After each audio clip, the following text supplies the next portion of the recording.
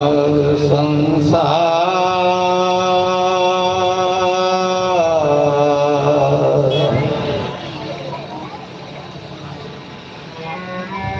समुद्र मध्य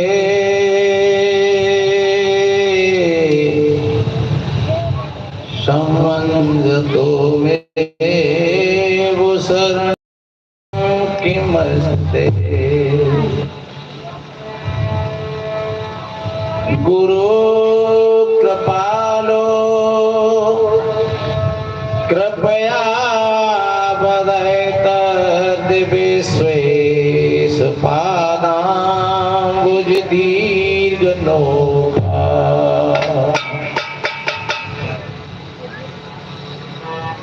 तिष्ठते ज्ञान रूपेण नर रूपम कबीर भव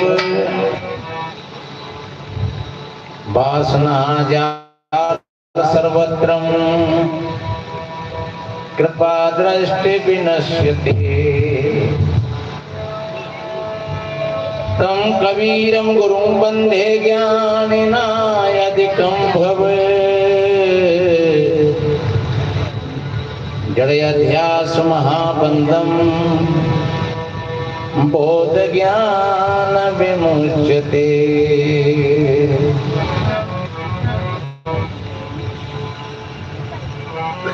गुरु के सुमिरन मात्र सुन नासत विघ्न अनंत याते सर्वारंभ में ध्यावत है सब संत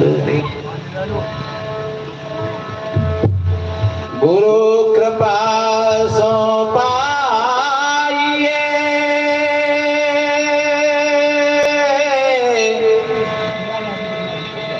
बुद्धि विमल विवेक तीन ताप शीघ्र ही मिटे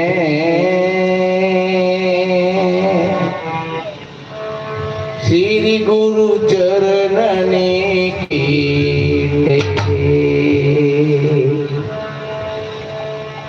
तीन ताप शीघ्र ही मिटे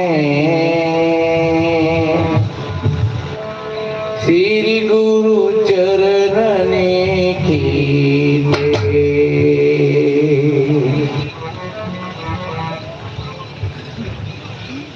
विश्ववंदनीय संत सम्राट सदगुरु कश्यपी ब्रह्मप्रेमी सज्जन शक्ति स्वरूपाएं माताएं और बहन वसुंधरा की गोद में खेलने वाले भविष्य के कर्णधार नन्हे मुन्ने प्यारे प्यारे बच्चे एवं बच्चियां सभी को बंधन अभिनंदन करते हुए आप बहुत काफी देर से संतों की वाणियों को आपने सरवड़ किया। आदमी बोल रहे थे कि एक माँ के गर्भवास में कन्या क्या सोच रही है। हालांकि कवि ने कल्पना की है, ये एक चेतावनी है। वो बेचारी कुछ नहीं सोचती है और क्या सोचेगी। अभी उसके पास में इतना कुछ सामान्य नहीं है और उसको उतना बोध भी नहीं है, लेकिन कभी किसी बात की कल्पना करके और उसके सत्य को बाहर लाता है कि वास्तव में उसकी कैसी भावना है और उसकी भावनाओं का पता बाहर लग जाता है आकर के। बताते हैं एक बार एक कोई भाई थे,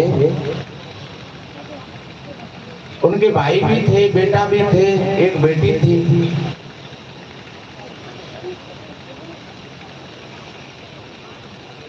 तो उसके एक मित्र थे, उस मित्र पर उसका 1 लाख रुपया कर्ज का था और होनहार की बात, उनका शरीर पूरा हो गया। किनका? जिनका पैसा था अपने दूसरे मित्र पर, और उनके भाई भी थे, बेटा भी थे, एक बेटी भी थी।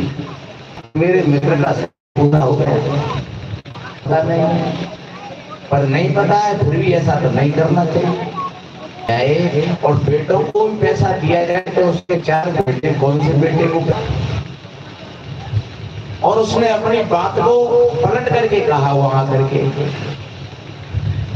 जब उनको शमशान में ले जाने की तैयारी कर रहे थे लोग, तब उसने कहा कि भाइयों एक बात मेरी सुनो, इन पर मेरा 1 लाख रुपया है कर्ज का, और आप जब भी ले जाएंगे इनको दफनाने के लिए, जब मेरा 1 लाख रुपया आप दे दो। कौन देगा? भाइयों से कहा, भाइयों तुम इनके भाई हो, 1 लाख रुपया हमें दो, हमने तुम्हारे भाई को कर्ज दिया था। तो भाई बोले कि भैया सुन, 40 वर्ष हो गए, 11 हुए, हम क्या उतर दें? अरे जिसने लिया होगा, ये लाया होगा, तो अपने घर गृहस्थी के लिए लिया होगा, तो अब उसके लड़के हैं वो देंगे। अब लड़काओं से कहा तो बड़े लड़के ने कहा कि हम तो पिताजी से बहुत पहले ही न्यारे हो गए थे। फिर छोटे वाले ने भी कहा, अब 2 रह गए छोटे छोटे, उन्होंने कहा तो हम क्यों दे दे, पिताजी को जो कुछ हो तो खेत फिर होता है, बीच बाजी के दे दे।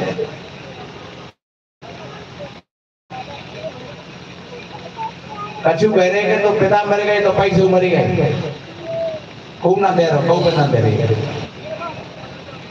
फिर उस भाई ने कहा कि तो अगर आपने हमारा पैसा नहीं दिया तो फिर हम इनको शमशान में भी नहीं ले जाने देंगे, फिर हम इनके सबको हम ले जाएंगे और फिर हम दफनाएंगे या नहीं दफनाएंगे, या इनकी हड्डियों में से या इनकी खाल में से हम वसूल करेंगे। कैसे करेंगे वो हमारा पैसा, आप हट जाइए, आप इनसे हाथ नहीं लगाएंगे, क्योंकि मेरा 1 लाख रुपए आय कर जाएगा।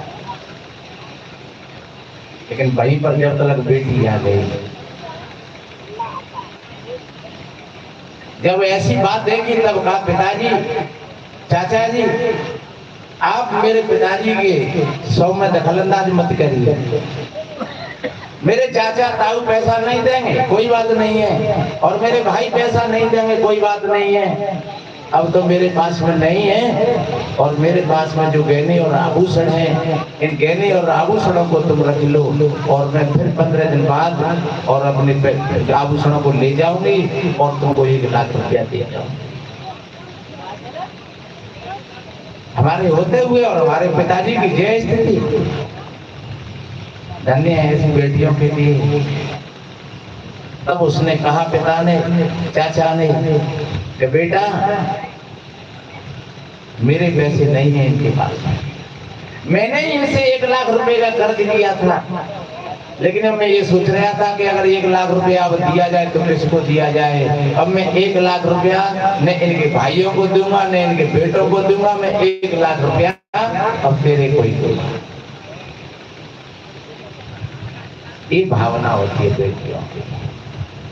बोले नहीं चाचा जी, मुझे नहीं चाहिए, पर अगर ऐसी बात है तो फिर मेरे भाइयों को दे दीजिए और ये अपना काम चलाएगी। कैसे? ये पवित्र भावना होती है बेटियों की। इसलिए कवि ने ये कल्पना करी कि इस तरीका से अगर इन बेटियों के साथ में कहीं अन्याय और अत्याचार किया जाता है तो शायद इससे बड़ा दुनिया में और कोई पाप।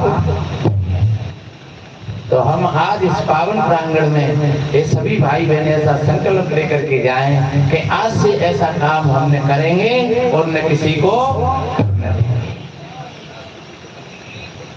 ये ऐसा संतों का। तो मेरे बहन भाइयों, वास्तव में संतों की बात है, थोड़ी सी अगर हमारी समझ में आ जाए तो जीवन की धारा बदल जाती है, जीवन अच्छा बन जाता है और दुनिया की चीजें ज्यादा काम में नहीं आती हैं। ये सारी चीजें हमको यहीं पर मिली हैं और सारी की सारी चीजें यहीं पर छूट जाती हैं। हाँ ये बात है, महात्मा लोग बहुत बोल रहे थे पहले कि संस्कारों की दायित्री माँ होती है, माँ एक सांचा होता है, माँ मानव की खानी है। जब सांचो ठीक हो बढ़िया अच्छो तो ईट बढ़िया निकलेगी, और सांचो ढीलो मीलो हो तो फिर ईट टेढ़ी मेढ़ी बनेगी। माँ ठीक है तो बेटी बेटा ठीक पैदा होंगे। अगर माँ का आहार और व्यवहार अगर ठीक नहीं है तो बच्ची बच्चाओं का भी आहार व्यवहार ठीक नहीं रहेगा। ये कोई बोल रहे थे पहले कि माता मंदालसा ने अपने 6 बेटाओं को महात्मा बना दिया। कितना बढ़िया कहा है किसी विद्वान ने, माता वही है सुतवती, जो पुत्र ये सा जन्मती, पिता वही सुतवान है, जिससे वही ये संतति, जिस वंश में नर हो ये सोबो, वंश पावन जानिए, रे वे जहाँ जिस देश में, तीरथ वहाँ सम्मानिए। कितना बढ़िया कहा है कि वही माता सुतवती है जो ऐसे बेटी बेटाओं को जन्म देती है, और वही पिता सुतवान है, वही संतानवान है जिसके बच्चे बच्चा ऐसे संस्कारवान होते हैं, बुद्धिमान होते हैं, सेवक होते हैं, सदाचारी होते हैं, शिष्टाचारी होते हैं। जिस वंश में ऐसे बच्ची बच्चा पैदा होते हैं वो वंश पावन हो जाता है, पवित्र हो जाता है। जिस जगह पर ऐसे बच्ची बच्चा रहते हैं वो जगह तीर्थ का रूप ले लेती है। लोग कहते हैं धन्य है उस जगह के लिए जिस जगह पर ऐसे वीर और भक्त बच्ची बच्चाओं ने जन्म दिया। तो मेरे बहन भाइयों, इसमें किसी ईश्वर और भगवान और परमात्मा का हाथ नहीं है कि परमात्मा किसी को अच्छी संतान दे दे और किसी को गलत संतान दे दे। आपने कितनी बार सुना होगा, बताते हैं एक बेटा ने अपनी माँ की नाक काटी। क्यों काटी? लोगों ने पूछा, तब उसने कहा कि भाइयों, एक बार मैं पढ़ने के लिए गया था पहली बार, तो एक कलम की चोरी करके लाया, लेकिन माँ ने मेरे को रोका नहीं, समझाया नहीं। दूसरी बार गया तो मैं एक मास्टर के बटुआ को उठा करके लाया, उसमें 2-4 रुपए होंगे, तब भी माँ ने नहीं रोका और कह दिया हाँ ठीक है बढ़िया है, ऐसे ले आया कर। और धीरे धीरे मैं चोर बन गया, किसानों के खेत में से गल्ला चुरा लेता, सब्जी चुरा लेता, फिर थोड़ा और बड़ा हुआ भेड़ बकरियाओं की चोरी करने लगा, थोड़ा और बड़ा हुआ गाय और भैंसों की चोरी करना शुरू कर दिया, और थोड़ा बड़ा हुआ तो हाथों से कई लोग मारे गए, और जब पकड़ा गया तो आज इस फांसी के तख्ता पर चढ़ा हुआ हूँ। तो इस माँ की अगर ये माँ पहली बार एक चांटा मार करके कहती खबरदार ऐसा मत करना, तो शायद आज इस फांसी के तख्ता पर नहीं। सबसे ज्यादा विश्वास बेटी बेटाओं को अपनी माँ पर होता है, क्योंकि माँ के साथ में उसकी यात्रा होती है। 9 महीना की यात्रा थी, वो माँ के साथ में थी गर्भवास में। तो माँ ने जैसा भोजन पाया, जैसे विचार दिए और जैसी श्वासाएं दी, वो सारी की सारी प्रक्रिया वो माँ की एक माँ का ही एक चरित्र और छाया की भांति उस पर उतर करके आ गया। और जब बाहर आ जाता है तो फिर माँ ही परिचय कराती है, जिन तेरा ताऊ है, जिन तेरा चाचा, ये तेरा पिता नहीं है, तो शायद कभी वो पिता को भी अस्वीकार कर देगा कि माँ ने मेरे को कभी नहीं बताया कि तुम मेरे पिता हो। उसकी जज, कलेक्टर, मिनिस्टर, मंत्री, प्रधानमंत्री जो कुछ है सो वो माँ है। तो माँ की नाक कटी गई, अच्छा एक बात बताएं, आज जिस माँ का बेटा कहीं शराब पी करके नाली में मौन रगड़ रहा हो तो माँ की नाक कटी के नहीं कटी? आज जिस माँ का बेटा कहीं चोरी में पकड़ा गया, उसकी पीठ पर बांस पड़ रहे हैं तो माँ की नाक कटी के नहीं कटी? आज जिस माँ का बेटा किसी बहन बेटियों के कपड़ों को खींचता है तो माँ की नाक कटी के नहीं कटी? तो सज्जनों, वास्तव में माँ संस्कारों की गायत्री होती है। माता चाहे तो अपने बेटा को वीर बना सकती है, भक्त बना सकती है, दातार बना सकती है, ज्ञानी बना सकती है। इसलिए कहा है जननी जने तो भक्त जने के दाता के सूर और ना तो रहियो बांझरी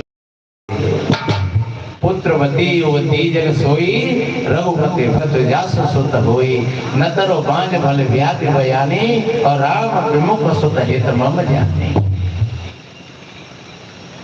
बयानी शब्द मनुष्य के लिए नहीं है, ये ध्यान रखो। बयानी शब्द है तो पशु पक्षियों के लिए है। आज गैया बयानी, आज भैंस बयानी, लेकिन ये कोई नहीं कहता है कि हमारी बहू बयानी। क्यों? कि जो बयानी शब्द है वो पशुओं के लिए है, मानव के लिए नहीं है। मानव के लिए तो जननी है, क्योंकि वो जन्म दे। अगर वीर और भक्त संतान को जन्म नहीं दिया तो फिर कहिए बाबा तुलसीदास जी ने कि फिर वो जननी नहीं है, फिर तो न तरो बांझ भल व्याधि बयानी। फिर तो वो बांझ ठीक है, या फिर ऐसे समझोगे वो पशु बयानी, कोई गाय बयानी या भैंस बयानी, बकैया बयानी। तो मेरे भाई बहनों, ये किसी ईश्वर और भगवान और परमात्मा के हाथ की बात नहीं है। आप तुम स्वयं अपने जीवन के निर्माता हो, आप स्वयं विधाता हो। आप जैसा बनाओगे और वैसा ही आप बना करके तैयार कर। आप जो बनना चाहोगे तुम वैसे ही बन जाओगे।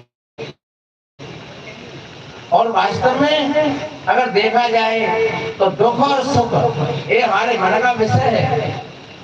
हमारी जो आत्मा है, हमारी जो चेतना है वो सुख स्वरूप है, उसमें दुख नाम की कोई चीज नहीं है। बिल्कुल दुख तो जब हम मन के दायरे में जीते हैं तब फिर हमारे लिए हमें दुख नजर आता है। तो प्रत्येक माँ का ये फर्ज बनता है कि माँ अपने बेटी बेटाओं को जीते जागृत बनाए, अच्छा बनाए, और माँ अच्छी शिक्षा दे, अच्छे संस्कार दे। और एक बात बताएं, जब कोई बूढ़ी बड़ी अपने बूढ़े बड़े माता पिताओं की, अपने सास ससुरों की कोई बहु सेवा करती है, बहु सेवा करती है तो फिर उसकी बेटी भी देख रही है। देखिए देव एक स्कूल है, उसकी बेटी देख रही है कि हमारी मम्मी हमारे बाबा अम्मा की कैसी सेवा करती है। तो जब लड़की देख रही है तो लड़की उसकी छाया आ गई, और कल वो जाएगी अपनी ससुराल में कहीं तो उसी तरीका से वो भी सेवा करेगी। और आज तुम अपने बड़े बूढ़ों को ललकारती हो, दुदकारती हो, फटकारती हो और मंदिरों में जाती हो। हालांकि चलो मंदिर एक हिंदू धर्म की संस्कृति है, आप लोग जाते हैं मंदिरों में तो अच्छी बात है। लेकिन एक बात और बताएं, क्या जैसे ठाकुर जी महाराज पर हम कभी पंखा लगाते हैं कि गर्मी नहीं लगी जाए मंदिर में जाकर, और कभी रजाई उड़ाते हैं कि सर्दी नहीं लगी जाए ठाकुर जी महाराज, तो सर्दी नहीं लगी जाए, गर्मी नहीं लगी जाए। और जब जाते हैं तो फिर नई पोशाक पहनाते हैं, स्नान कराते हैं, मिष्ठान ले जाते हैं, भोग लगाते हैं। और हम आप भाई बहनों से कहें कि कभी साल में एक बार दो बार ईमानदारी से बताना कि होली पर, दीपावली पर, रक्षाबंधन पर या जन्माष्टमी के पर्व पर आपने कभी अपने बूढ़े माता पिता को बढ़िया अच्छे नए कपड़ा स्नान करा के, नए कपड़ा पहना करके और खटिया पर या तख्त पर बैठा करके एक फूलन की माला नार में डाल करके एक हद की सरैया से उनके पैर पूज करके, और क्या आपने अपने हाथों से एक बर्फी या लड्डू खिलाया है? और अगर नहीं खिलाया है तो फिर तुम कैसे पुजारी हो? क्या कभी खीर का कटोरा भर के इस तरीका से खिलाया है अपने हाथ से? इस तरीका से कि चलो भैया मंदिर में तो हम रोज पूजा करते हैं, क्योंकि बेचारों को खावे नहीं, पीवे नहीं, बोले नहीं, चाले नहीं, देवे नहीं, कजू कहवे नहीं, सुने नहीं, तुम्हारे तुमसे राजी कुछ नहीं पूछी, तुम भूखे गए तो भूखे चले आए, प्यासे गए तो प्यासे चले आए। मंदिर में आपसे नहीं पूछा कि आप कितने सुखी हो या आप कितने दुखी हो, आप अपने ही मन से जो कुछ याचना कामना करते रहे सो करते रहे। लेकिन तुम अपने पूरे माता पिता के पास आ जाओगे, बैठ जाओगे, तो वो तुमसे जरूर पूछेंगे। आप चाहे भले ही दिन में बैठ पाए और शाम को अगर माता पिता के पास बैठे तो वो जरूर सर पे हाथ फेरेंगे और माँ पूछेगी, बेटा आज को दिन कैसे रहे हो तेरा, और बेटा को तो नाने को परेशानी तो नाने तो कल तकलीफ है गई, कछु बुखार खाए वो दिन दवाई ले ली है कि नहीं। माँ की कितनी आत्मा है, पिता की कितनी बढ़िया पवित्र आत्मा है, लेकिन हम उनके पास, हमारे पास में समय नहीं है बैठने के लिए। और शास्त्र कहता है मातृ देवो भव, पितृ देवो भव, आचार्य देवो भव, अतिथि देवो भव। सच्चे अर्थ में ये देवता बताए हैं। देवता का अर्थ ही होता है देवता, जो दे रहा है और बता रहा है उसको कहते हैं देवता। जिसने बहुत दिया और बहुत बताया, उससे बड़ा और देवता कौन हो सकता है। माँ ने कितना दिया, जो सूखे में तुझको सुलाया और गीले में स्वयं। जब पूरी खटिया गीली हो गई, इधर में भी पेशाब कर दिया, इधर में भी पेशाब कर दिया, पूरा बिस्तर भीग गया, सर्दी पड़ रही है, तो गीले में स्वयं होकर के और बच्ची बच्चा को अपनी छाती पर लेटा दिया कि अब ये तो गीली नहीं होगी, तो बच्ची बच्चा को अपनी छाती पर लेटाया। और जब वक्त आता है तो बच्ची बच्चा 2 मिनट के लिए, 5 मिनट के लिए उनसे बात करने का भी समय नहीं है आपके पास। ऐसे देवता को छोड़ करके लोग भूखे मरते हैं, प्यासे मरते हैं, जाकर के मंदिरों में परिक्रमा करते हैं। और मैं कहता हूँ वहाँ मिला क्या आपको, ये अपने मन की कल्पना है। जिस पिता ने कितना बढ़िया प्लॉट दिया, जिस पिता ने कितना जमीन दिया, कह देना ना भूमिया बाबा, मेरे भूमिया बाबा, जा गाँव को भूमिया बाबा। भूमिया का मतलब क्या होता है, भूमि देने वाला। भूमि देने वाला ही भूमिया होता है। तो पिता ने कितनी भूमि दी है हमें, कितने प्लॉट दे, कितना मकान बढ़िया बना के दो, लेकिन तो भूमिया बाबा ना है। तो कैसी विडंबना है हमारी। तो आज से हम ऐसा प्रण लें, ऐसा संकल्प लें कि हम अपने बड़े बूढ़े को बढ़िया अच्छा सम्मान दें, अच्छी देखभाल करें, और ज्यादा उनको सेवा की जरूरत नहीं होती। देखिए बड़े बूढ़े डोबैया डोकरा हो और घोड़ा बहू कह के मम्मी को न बढ़िया सी एक धोती साड़ी ले आई हो, तो बुढ़िया कहेगी ये बेटा हूँ तो तेरी उतरी पुतरी नहीं पहने हुई, तू मोड़े ने को बनवा रही हो बढ़िया पहने को। अब मैं क्या करे, मैं पहन के, मैं तो बहुत पहन गई है। डोकरा के लिए कोई कहेगा पिताजी को बढ़िया से अच्छे कपड़ा बनवा लियो, डोकरा कहेगा अरे नहीं क्या करे बेटा, मुझे कहाँ जाना आना है, अब बस मेरे तो तुम्हें ही कपड़ा है, मेरा तो तुम्हें ही श्रृंगार हो, मेरा तो तुम्हें ही आभूषण हो, मुझे और कुछ जरूरत नहीं है, मुझे तो इतनी जरूरत है बस के बेटा ने 5 मिनट आएगा शाम को अपनी राजी खुशी सुनाए। देखिए कैसी उनकी पवित्र आत्माएं होती हैं, कैसी भावनाएं होती हैं। और ऐसे देवताओं को तो हम समझ नहीं पाते हैं, और मंदिरों में जाकर के हम चक्कर खाते हैं, भटकते हैं, भूखे मरते हैं, प्यासे मरते हैं। तो मैंने निवेदन किया जब कोई बहू अपनी सास की सेवा करती है, और देखो सेवा 3 प्रकार की होती है। उत्तम सेवा वो कहलाती है, आपने बोल दिया माताजी पानी रखा हुआ है आप स्नान कर लेना, पिताजी पानी रखा हुआ है आप स्नान कर लेना, और कपड़ों को वहीं छोड़ देना, और मैं भोजन बना रही हूँ। आप स्नान करके और कपड़ों को छोड़ करके, और ये कपड़ा रखिए तुम्हारे, ये कपड़ा पहन करके और बैठ जाना अपनी खाट पर। और बुढ़िया बुढ़े स्नान करके कपड़ों को छोड़ दिया वहीं और अपनी खाट पर पहुंच गए और बहू ने ताजा ताजा भोजन बना करके और थाली लगा करके शुरुआत में पहली बार ही और अपनी सास ससुर को पहुंचा दिया, मानो लगा दिया भोग सबसे बढ़िया अच्छा। भोजन बना करके निवृत्त हुई और बड़े बूढ़े ने भोजन पा लिया और फिर गई कपड़ा धो करके डाल दिए। शाम को वक्त आया तो चढ़ सेवा कर दे, क्योंकि बड़े बूढ़े हाथ पाए होते हैं तो उन्हें हड्डी भड़कती है, नसें भड़कती है, तुमने हाथ पैर दाग दे।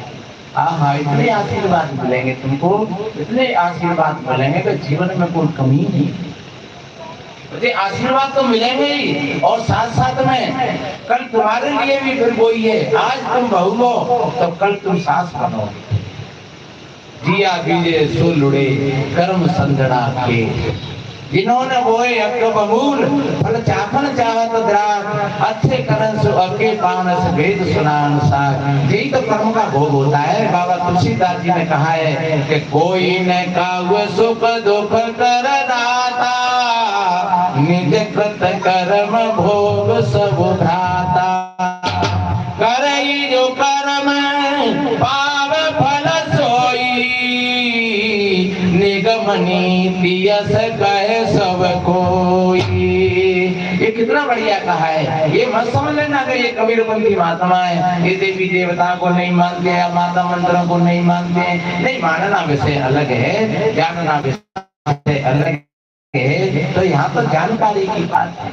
मंदिर हमारी परंपरा है, चलो मंदिर है तो बात है, देवी देवता उसमें कोई रखे तो अच्छी बात है। और जो देवी देवता कोई हमारे पूर्वज होंगे, कोई बाबा होंगे, कोई पुरखा होंगे, हमारे होंगे कोई, चाहे वे कोई राम रहे हो या कृष्ण रहे हो या और दाऊ जी रहे हो या कोई भी रहे हो या कोई जगदम्बा भवानी कोई भी रही हो, तो वो अपनी तो होंगे कोई। पर ध्यान रखो, सच्चे वर्तमान में जो देवी देवता है वो ये है। तो अब आप सेवा कर रही हो बढ़िया, और आगे चल करके तुम्हारी भी सेवा हो। तो ये हो गई उत्तम सेवा। और मध्यम सेवा, मध्यम सेवा जे बेटा बेटा एक बाल्टी में पानी दे रही, मैं नहाए दे वही हाँ हाल में घरे आऊंगा, मैं बैठे लुट जाऊँ मैं। और बेटा मैं नहाए तो लई, मेरी जा धोती ने निचोड़ दियो, धोती है हाँ हट जाओ निचोड़ दे, ठीक है पानी रख दो, धोती निचोड़ दई। लेकिन जो मध्यम सेवा होगी, क्योंकि कहने से करी, एक बार नहीं दो बार कही तब करी, तो जो मध्यम सेवा होगी। और तीसरी कनिष्ठ ने पानी भर जाएगा बाल्टी में नहाए देंगे, ये तो घटिया डुबरिया तुम तू जा रही है भीतर बना हो या डुबरिया ने तो खाई ले, मोड़े में देखूं कि चाय देखूं वही घर के तमाम काम डरे हैं। और जितों न्याय सवेरे सवेरे बैठ जाती है पूजा करे हुए, घरिया में घटिया दोनों कहाँ जा रही है तो दत्तो दही पर तमाम न्याय पटक दे। बेटा जी मेरी धोती है, नहीं तो हाँ देख लेंगे धो देंगे, नहीं डर ले तो कहूँ धो दे तो धो दे, संजानो डरी है ठिकराई रही है, तरह की बिदर की तो सेवा तो करता ही, लेकिन वो कनिष्ठ सेवा नहीं। तो मैं निवेदन करूं, आप उत्तम सेवा न कर पाओ तो कोई बात नहीं है, लेकिन कनिष्ठ भी मत करना, मध्यम में तो मजे ही नहीं। इन्हें के इशारों दो कि बेटा ने भूख लग रही है तो ठीक है माता जी अभी भोजन बना। तो ऐसा भाव अगर तुम्हारा है तो वास्तव में ही फिर तुम्हारे घर में एक स्वर्ग की स्थापना हो। स्वर्ग ऊपर नहीं है, स्वर्ग अगर ऊपर होता कहीं तो आज लोग जहाजों से घूम रहे हैं और देवता कहीं ऊपर नहीं होते तो जहाजन से घूम रहे हैं लोग। और देवता ने मार मार के कोई भी मिसाइल तैयार करी है कि देवता लेते कि तुम जा रहे हो हम मार रहे हैं, तुम बहुत दिन मौज मार रहे हो ऊपर। तो ध्यान रखो, ऊपर कोई स्वर्ग नहीं है और ऊपर कोई देव स्थान नहीं है। अगर देव स्थान है तो यहीं पर है और राक्षस स्थान है तो यहीं पर है। ये हमारे बीच में ये तीनों के लोग बैठे थे, उत्तम मध्यम और फल के लोग इस सभा के बीच में बैठे, ये त्रिकोण में है। तो ये तीनों तरह की उत्तम मध्यम कनिष्ठ ये तीनों प्रकार के लोग यहीं पर है। तो नरक क्या है और स्वर्ग क्या है? देखिए नरक की परिभाषा बताए, एक भजन सुनाऊंगा अभी कि अत्यंत कोपा कटुका चुबाणी दरिद्रता च स्वजने सुबेरम नीरम कुलहीन सेवा चिन्नान देह नरके स्थितानम। ये चाणक्य जी ने लिखा है।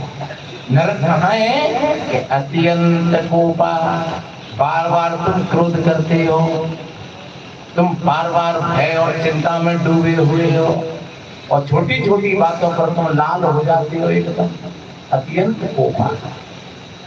तो क्रोध में वाणी का संयम टूट जाता है। जब क्रोध आया तो क्रोध ने हमको बहरा कर,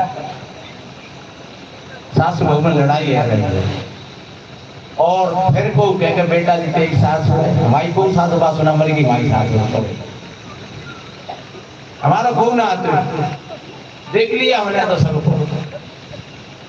और चाहे भले ही थोड़ी देर बाद फिर जब क्रोध को नशा उतर जाए तो फिर भले ही जाए क्षमा मांगे कि हाँ ने तुमसे गलती हो गई, माता जी गलती होती, पिताजी गलती होती,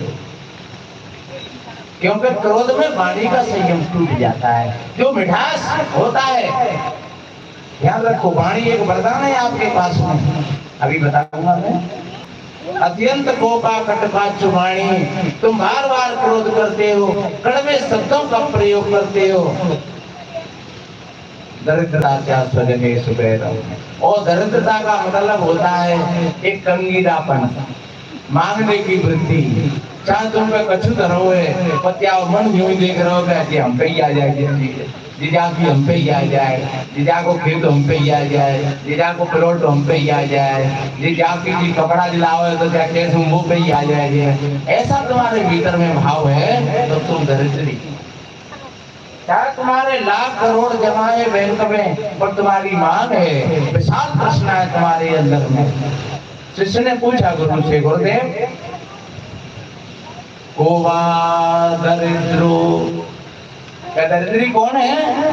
तो गुरुदेव कहते हैं कि विशाल तृष्णा, जिसके अंदर में विशाल तृष्णाएं होंगी उससे ज्यादा कोई दरिद्री नहीं। और दरिद्री में दरिद्री और कंगाल शायद एक ही शब्द हो सकते हैं, लेकिन दरिद्री और गरीब में बहुत फर्क है। गरीब का मतलब है जिसके अंदर में विनम्रता है, जो गर्व से रहते हैं, चाहे बाकी बात में लाखों भरे हैं लेकिन फिर भी हाथ जोड़ करके बात करता है। तब कहते हैं अरे भैया वो तो गरीब हाथ जोड़ रहे हो। तो गरीब होना बहुत अच्छी बात है, लेकिन दरिद्री और कंगाल मत होना, अपने स्वाभिमान में जीना। जितना है हमारे पास में उतना बहुत है। कितना बढ़िया कहा है कबीर जी ने, रूखी सूखी खाए के ठंडा पानी पीव और देख पड़ाई चूपड़ी मत ललचावे। जैसी अपने थाली में भोजन है उसी को सर्वश्रेष्ठ भोजन मान करके और उसको पाओ। जैसा आपके पास में कपड़ा है सर्वश्रेष्ठ मान करके उसको पहनो। जैसा हमारा रूप है उसको सर्वश्रेष्ठ मान करके और उसको स्वीकार करो और स्वाभिमान में अपना जीवन जियो। क्योंकि व्यक्ति धन से बड़ा नहीं होता है, व्यक्ति कपड़ों से बड़ा नहीं होता है, सोने चांदी से बड़ा नहीं होता है। अगर बड़ा होता है तो वो चरित्र से होता है, अच्छे व्यवहार से होता है, अच्छी रहन सहन से बड़ा होता है, रंग रूप से बड़ा नहीं होता है। तो अत्यंत कोपा कटपा चुबाणी दरिद्रता क्या स्वजने सुबेरम, से अपने पड़ोसियों से अपनी सास नंद से हर वक्त लड़ाई ठानते रहना। अब बैठे एक जगह पर हर वक्त ऐसी भावना लेकर के बैठना, दूसरे को नीचा दिखाने का प्रयास करना कदम कदम पर, समझ लो ये सबसे बड़ा नरक है। ऐसी भावना अगर तुम्हारी है तो ये पवित्र भावना नहीं है, ये गंदी भावना है। और कुलहीन सेवा, जो चरित्र से अगर हीन है, ऐसे व्यक्ति की आप सेवा करते हो, जिसका आचार विचार खराब हो गया, जो समाज ने जिसको तिरस्कार कर दिया, और तुम ऐसे आदमी का साथ करते हो, वो एवी लोग है, शराबी है, ज्वारी है, वेश्याबाजी करता है, और जो जहाँ लफंगेबाजी में रहता है, देखा होगा कहीं कहीं आपने, 2-4 लड़के बैठ जाएंगे और तम्बाकू खा रहे हैं, गुटखा खा रहे हैं, कोई चिलम पी रहे हैं, कोई पैक ले आए, पगुआ ले आए, कोई बैंड बेटी जा रहे हैं, तो वैसे के मजाक कर रहे हैं। समझ लो एक लफंगेबाजी है। ऐसे लोगों का अगर संग करोगे तो समझ लो कि आप नरक तैयार कर रहे हो अपने लिए। तो ये नरक चिन्हान नरक स्थितानम। तो फिर स्वर्ग का लक्षण क्या है? 2 शब्द और निवेदन करें। स्वर्ग किसको कहा है कि स्वर्ग स्थितान में जीवलोके चतवार चिन्हान बसंत देहे। 4 चिन्ह कौन से? दान प्रसंगम मधुराच वाणी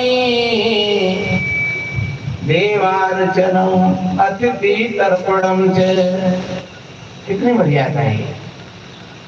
दान प्रसंगम, हर वक्त देने का भाव, देने का भाव जिन भाई बहनों के अंदर में होता है वो त्यागी होती है। आओ बहना कहाँ जा रही हो? अरे दीदी आओ चाय पी ले, बैठ ले। कहाँ जा रही हो? अरे बहना चाय खा रहे हैं, काम था, हाल चाय बना ली, चाय नहीं है तो पानी पिलवा दिया, आसन दे दिया बैठने के लिए। कोई ये जरूरी नहीं है कि रुपये दे हर वक्त। अरे रुपया दे और बहुत कामी चीज है देने के लिए, है तो रुपये दे। जहाँ जरूरत के अनुसार तुम्हारी पास है और किसी को जरूरत है चला दो। जहाँ दान देने का भाव है, कोई अच्छा काम हो रहा है तो वहाँ आ जाओ सामने। अच्छे काम में, अच्छे काम में जो लोग सामने आ जाते हैं, ध्यान रखो वो अच्छे लोग होते हैं। तो दान प्रसंगम, देने की भावना हर वक्त। अगर आप लेने की भावना बना रहे धीरे धीरे तो आप भिखारियों की लेन में आ जाओगे, भिखारी बन जाओगे। और देने की अगर भावना तुम बनाते रहोगे तो आप दानियों की श्रेणी में आ जाओगे। आपका देने का भाव, हर वक्त अच्छा खिलाओ, अच्छा पिलाओ, सम्मान दूसरों को, वाणी से बड़ी। कबीर साहब जी ने कितना बढ़िया कहा है, वाणी तो जन मोल है, जो कोई जाने बोल। वाणी तो जन मोल है, जो कोई जाने बोल। ये तराजू तोल के जब मुखबार खोल रे भैया, जब मुखबार खोल। ऐसी वाणी बोलिए, कैसी? मन का आपा खोए, ऐसी वाणी बोलिए। मन का आपा खोए, और शीतल करे, आप शीतल हो रे भैया, आप शीतल हो। मीठी बोली खाणसी, जिसकी वाणी में मिठास होता है उसका जीवन पूरा मिठास से भर जाता है। मीठी बोली खाणसी, चाके सो रसोई। मीठी बोली खाणसी, चाके सो रसोई। वशीकरण ये मंत्र है, मान करे सब कोई रे भैया, मान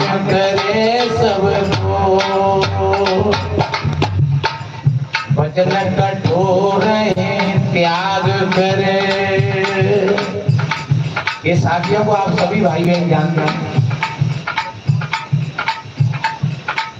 वचन कठोर त्याग करे,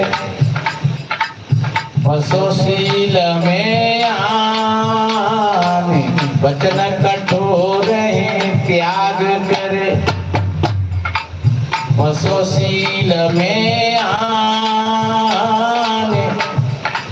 चेतन हीरा परखियो, सवरतन की खाने भैया, सवरतन की खान। कितना बढ़िया कहा है। एक शब्द करे औषधि, एक शब्द करे शब्द सवार के बोलिए। ये साधना है, ये मंत्र। आप जब समर गए तो समझ लो समरना ही तो साधना है।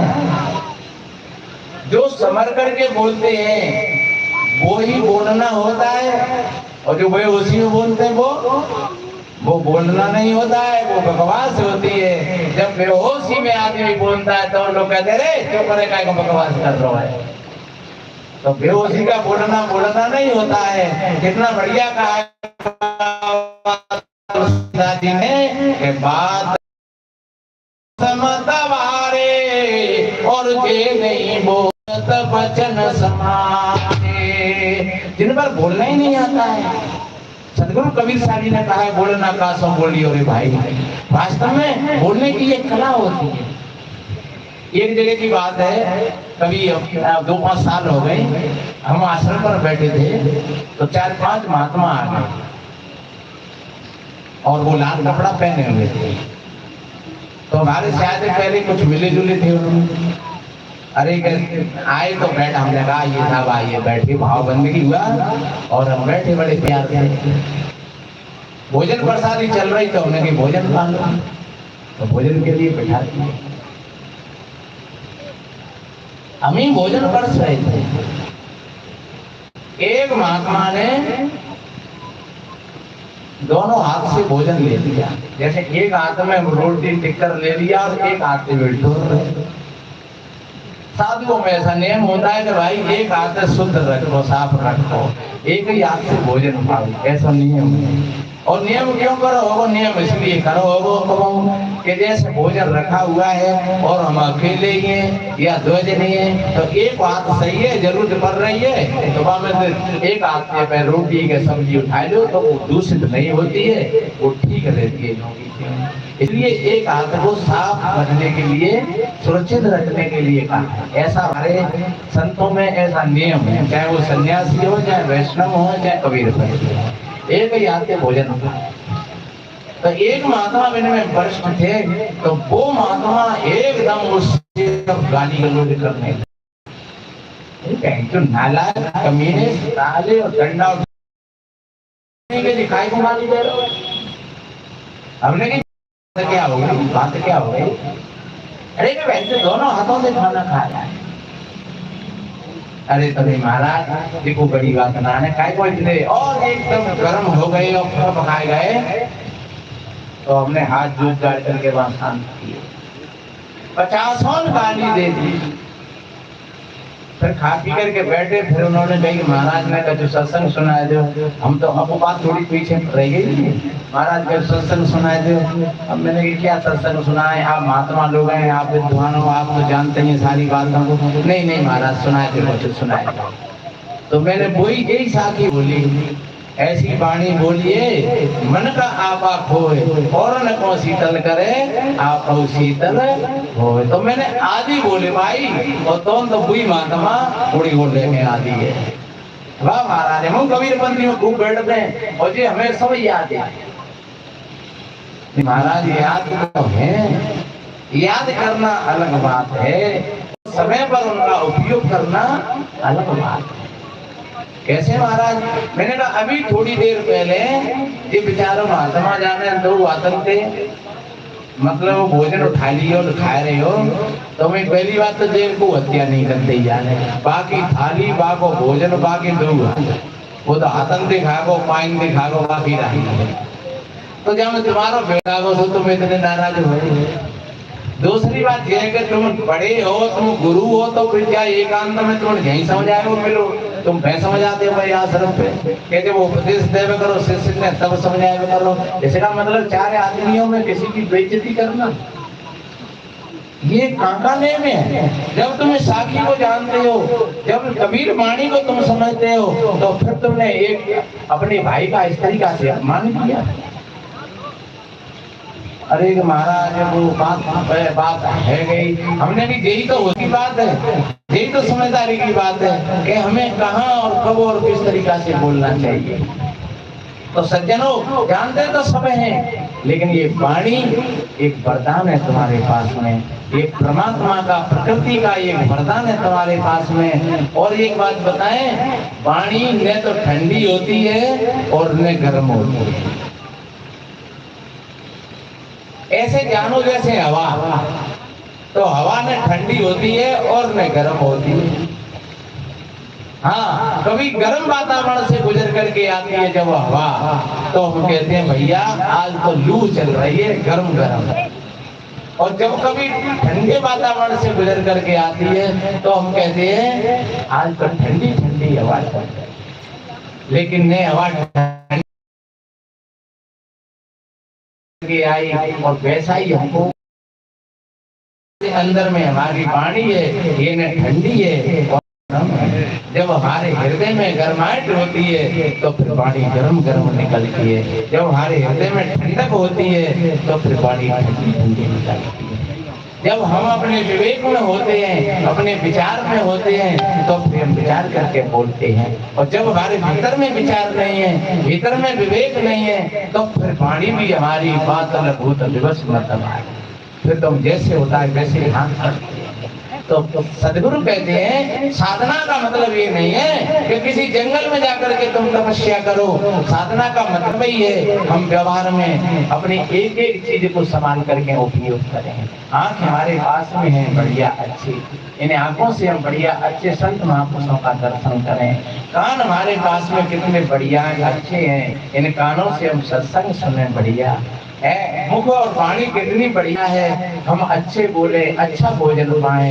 ये नहीं कि जो मोह है हमें खा बना देते कचरा कूड़ोदान, जैसे कूड़ोदान ना दस दरवाजे में घर में से कोई चीज निकाल के लाए और पटक दे कूड़ेदान में, कोई चीज निकाल के लाए पटक दे कूड़ेदान में। तो ऐसे ही कहूँ हमने अपना मुंह बनाए लो है। कहूँ तम्बाकू मिलेगी तो बातें मुंह भर लो, गुटखा मिलेगा बातें मुंह भर लो, कहूँ शराब मिलेगी बातें मुंह भर लो, कहूँ मांस मछलियाँ मिलेगी बातें मुंह भर लो। और हर वक्त मुँह भरे ही रहते हैं कचरे से। अरे सदगुरु तो कहते हैं भैया कि तेरा ये हृदय मंदिर है, परमात्मा का मंदिर है ये हृदय। हृदय मंदिर के खोलो किवाड़, लगा लो तुम झाड़। और ये मुख द्वार है, हृदय मंदिर है तो मुख क्या है? मुख दरवाजा। अच्छा, बहुत भाई ऐसे समझदार होते हैं कि चलो भीतर घर तो होते कैसे होते, पर कम से कम बाहर गेट है तो बढ़िया बना के रखते हैं कि भैया गेट है बढ़िया बना के रखो। क्योंकि लोग आते हैं तो वे गेट ही में तो आगे बाहर आओ भैया बैठो भैया, तो तुम दे गए भैया गेट बढ़िया, दरवाजा बढ़िया है भैया, भीतर तो घुसे कहना पर दरवाजा बढ़िया है। लेकिन वो कौन दरवाजा ही घूम काट करके डाल दो तो बाबू का इंतजाम। तो इसलिए मेरे बहन भाइयों ये मुख दरवाजा है और हृदय हमारा मंदिर है। जब हमारा हृदय मंदिर है बढ़िया अच्छा, इसमें स्वयं परमात्मा विराजमान है, तो क्यों नहीं हम बढ़िया अपने इस मुख रूपी दरवाजे को भी बढ़िया बना करके रखें। ये हाथ कितने बढ़िया है दूसरों की सेवा करने के लिए, दान देने के लिए। ये पैर कितने बढ़िया है अच्छे रास्ता पर चलने के लिए। मन कितना बढ़िया है, यही तो साधना है। और जब तुम्हारी बात ये समझ में आ जाएगी फिर तुम आप जहाँ बैठ जाओगे वही तुम्हारा ध्यान, तुम्हारी साधना बढ़ जाएगी। तुम किसी अपने इष्ट का नाम लेते हो, बहुत अच्छी बात है, लेकिन ध्यान रखो नाम को पकड़ करके मत बैठ जाना कहीं। अगर आप नाम को पकड़ करके बैठ गए तो वो नाम झूठा बन जाएगा।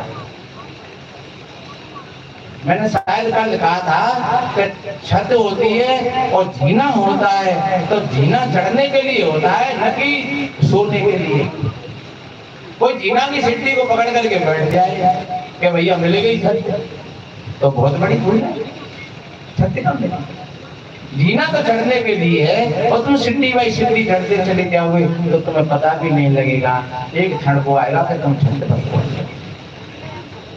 लेकिन तुमने सीढ़ी को ही तुमने छत मान लिया, तुमने किसी नाम को ही तुमने अपना इष्ट मान लिया, तो तुम नाम ही पकड़ करके बैठ गए। लेकिन नाम तो, नाम से नामी बड़ा होता है, ये ध्यान रखना। नाम से नामी, नाम लेने से पेट नहीं भरेगा। जैसे गुड़, तो गुड़ नाम है, और जो गुड़ की डेली है वो नामी। तो आप जब गुड़ को खाओगे तभी आनंद आएगा, और तुम गुड़ गुड़ गुड़ गुड़ कहते रहोगे तो गुड़ गुड़ गुड़ कहते तो मम्मी का थोड़ा ही होगा। इसलिए नाम और नामी, बाबा तुलसीदास जी ने कहा है कि नाम रूप दो की सयोपाधि, और सुने गुण भेद समझिए साथी। ये नाम और रूप। और एक बात बताएं कि जब हम परमात्मा को निराकार कहते हैं कि परमात्मा को निराकार है, तो जिसका कोई आकार नहीं है तो फिर उसका नाम भी कैसे हो सकता है? भाई नाम तो आकार का होता है। जहाँ कोई आकार हमें दिख रहा है वहाँ हम उसको नाम कह करके संबोधित कर सकते हैं, लेकिन जब कोई आकार ही नहीं है तो फिर तुम नाम कैसे रखोगे? बिना रूप कछु नाम न देखा। जब रूप और रंग नहीं है तो फिर उसका नाम कहाँ से आएगा? हाँ, वो नाम तुमको कोई दे दिया है, कोई सतनाम है या सार शब्द है या और कोई ओम है, सोंग है या हरिओम तत्सत है या ओम है, कोई भी नाम तुमको तुम्हारे गुरु महाराज ने दिया है, वो थोड़ी सी बाहर से हटने के लिए, तुम्हें भीतर आने के लिए वो एक संकेत है कि तुम बाहर की सारी चीजों से हट करके तुम अपने भीतर में आ जाओ। और जब तुम भीतर में आ जाओगे तब धीरे धीरे धीरे धीरे वो चीज छूट जाएगी। तुम जब स्थिति में होगे तो बाबा तुलसीदास जी के शब्दों में ये कही है कि ब्रह्म सुख अनुभव अनुपा, अगत अनामय नाम ने, का कोई नाम है और ना कोई रूप। एक भजन सुना देखिए।